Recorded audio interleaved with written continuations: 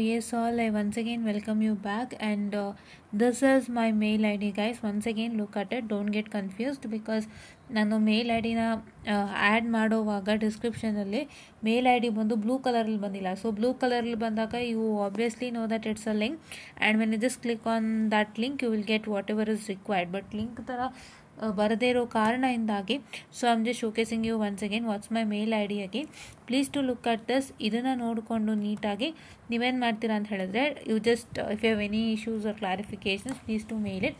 ಮೇಲ್ ಮಾಡುವಾಗ ನಿಮ್ಗೆ ಈ ಥರದೊಂದು ಬರುತ್ತೆ interface. So that is you get the profile picture and all those things. So ಅದು ಬರೋವಾಗ ಇದು enlightened educators and profile pic ಬರುತ್ತೆ.